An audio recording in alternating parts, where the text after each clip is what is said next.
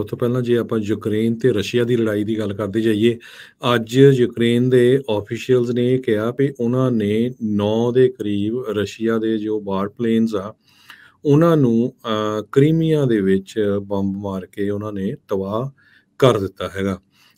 Even ਦੋ ਅੱਜ-ਕੱਲ੍ਹ ਖ਼ਬਰਾਂ ਬਹੁਤ ਘੱਟ ਆਉਂਦੀਆਂ ਆ, ਪਹਿਲ ਨਹੀਂ ਦਿੱਤੀ ਜਾਂਦੀ।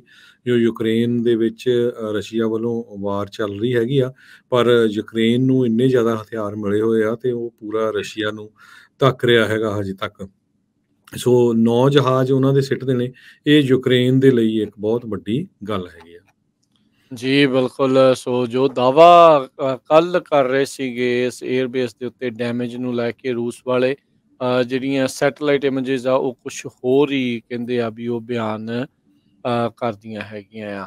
ਸੋ ਹੁਣ ਤੱਕ ਉੱਧਰੋਂ ਜਿਹੜੇ ਰੂਸ ਦੇ ਦੁਆਰਾ ਵੀ ਜਿਹੜੇ ਹਮਲੇ ਆ ਉਹ ਹਟੇ ਨਹੀਂ ਆ। ਉਹਨਾਂ ਨੇ ਇੱਕ ਮਿਜ਼ਾਈਲ ਅਟੈਕ ਕੀਤਾ ਹੈ ਜਿਸ ਦੇ ਕਰਕੇ 13 ਜਾਣਿਆਂ ਦੀ ਮੌਤ ਹੋਈ ਆ। ਇਹ ਨਿਊਕਲੀਅਰ ਪਲਾਂਟ ਜਿਹੜਾ ਹੈ ਉਸ ਦੇ ਨਜ਼ਦੀਕ ਜਿਹੜਾ ਖੇਤਰ ਆ ਉੱਥੇ ਇਹ ਮਿਜ਼ਾਈਲ ਹਮਲਾ ਕੀਤਾ ਗਿਆ ਸੀਗਾ।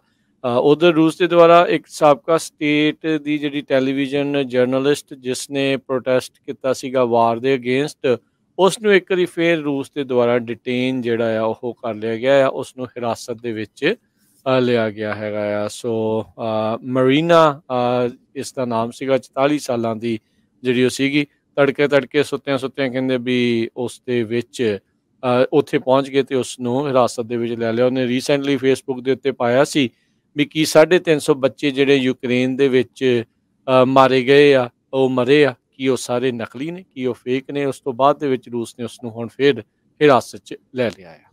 ਸਭ ਤੋਂ ਪਹਿਲਾਂ ਜੇ ਆਪਾਂ ਯੂਕਰੇਨ ਤੇ ਰਸ਼ੀਆ ਦੀ ਲੜਾਈ ਦੀ ਗੱਲ ਕਰਦੇ ਜਾਈਏ, ਅੱਜ ਯੂਕਰੇਨ ਦੇ ਆਫੀਸ਼ੀਅਲਸ ਨੇ ਇਹ ਕਿਹਾ ਵੀ ਉਹਨਾਂ ਨੇ 9 ਦੇ ਕਰੀਬ ਰਸ਼ੀਆ ਦੇ ਜੋ ਵਾਰ ਪਲੇਨਸ ਆ, ਉਹਨਾਂ ਨੂੰ ਕਰੀਮੀਆ ਦੇ ਵਿੱਚ ਬੰਬ ਮਾਰ ਕੇ ਉਹਨਾਂ ਨੇ ਤਬਾਹ ਕਰ ਦਿੱਤਾ ਹੈਗਾ। ਈਵਨ ਦੋ ਅੱਜ-ਕੱਲ੍ਹ ਖ਼ਬਰਾਂ ਬਹੁਤ ਘੱਟ ਆਉਂਦੀਆਂ ਆ, ਪਹਿਲ ਨਹੀਂ ਦਿੱਤੀ ਜਾਂਦੀ।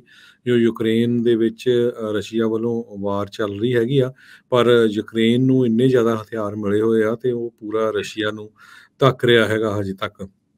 ਸੋ 9 ਜਹਾਜ਼ ਉਹਨਾਂ ਦੇ ਸਿੱਟ ਦੇਣੇ, ਇਹ ਯੂਕਰੇਨ ਦੇ ਲਈ ਇੱਕ ਬਹੁਤ ਵੱਡੀ ਗੱਲ ਹੈਗੀ ਆ। ਜੀ ਬਿਲਕੁਲ। ਸੋ ਜੋ ਦਾਅਵਾ ਕੱਲ੍ਹ ਕਰ ਰਹੇ ਸੀਗੇ ਇਸ ਏਅਰਬੇਸ ਦੇ ਉੱਤੇ ਡੈਮੇਜ ਨੂੰ ਲੈ ਕੇ ਰੂਸ ਵਾਲੇ, ਜਿਹੜੀਆਂ ਸੈਟੇਲਾਈਟ ਇਮੇਜਿਸ ਆ ਉਹ ਕੁਛ ਹੋਰ ਹੀ ਕਹਿੰਦੇ ਆ ਵੀ ਉਹ ਬਿਆਨ ਕਰਦੀਆਂ ਹੈਗੀਆਂ ਆ।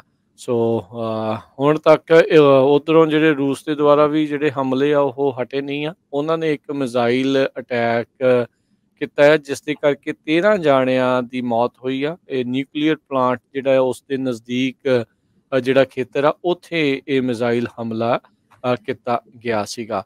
ਉਧਰ ਰੂਸ ਦੇ ਦੁਆਰਾ ਇੱਕ ਸਾਬਕਾ ਸਟੇਟ ਦੀ ਜਿਹੜੀ ਟੈਲੀਵਿਜ਼ਨ ਜਰਨਲਿਸਟ ਜਿਸ ਨੇ ਪ੍ਰੋਟੈਸਟ ਕੀਤਾ ਸੀਗਾ ਵਾਰ ਦੇ ਅਗੇਂਸਟ, ਉਸ ਨੂੰ ਇੱਕ ਵਾਰੀ ਫੇਰ ਰੂਸ ਦੇ ਦੁਆਰਾ ਡਿਟੇਨ ਜਿਹੜਾ ਆ ਉਹ ਕਰ ਲਿਆ ਗਿਆ ਆ, ਉਸ ਨੂੰ ਹਿਰਾਸਤ ਦੇ ਵਿੱਚ ਲਿਆ ਗਿਆ ਹੈਗਾ ਆ। ਸੋ ਮਰੀਨਾ ਇਸ ਦਾ ਨਾਮ ਸੀਗਾ, 44 ਸਾਲਾਂ ਦੀ ਜਿਹੜੀ ਉਹ ਸੀਗੀ। ਤੜਕੇ ਸੁੱਤਿਆਂ ਕਹਿੰਦੇ ਵੀ ਉਸ ਦੇ ਵਿੱਚ ਉੱਥੇ ਪਹੁੰਚ ਗਏ ਤੇ ਉਸ ਨੂੰ ਹਿਰਾਸਤ ਦੇ ਵਿੱਚ ਲੈ ਲਿਆ। ਉਹਨੇ ਰੀਸੈਂਟਲੀ ਫੇਸਬੁੱਕ ਦੇ ਉੱਤੇ ਪਾਇਆ ਸੀ ਵੀ ਕੀ 350 ਬੱਚੇ ਜਿਹੜੇ ਯੂਕਰੇਨ ਦੇ ਵਿੱਚ ਮਾਰੇ ਗਏ ਆ, ਉਹ ਮਰੇ ਆ, ਕੀ ਉਹ ਸਾਰੇ ਨਕਲੀ ਨੇ, ਕੀ ਉਹ ਫੇਕ ਨੇ। ਉਸ ਤੋਂ ਬਾਅਦ ਦੇ ਵਿੱਚ ਰੂਸ ਨੇ ਉਸ ਨੂੰ ਹੁਣ ਫਿਰ ਹਿਰਾਸਤ 'ਚ ਲੈ ਲਿਆ ਆ।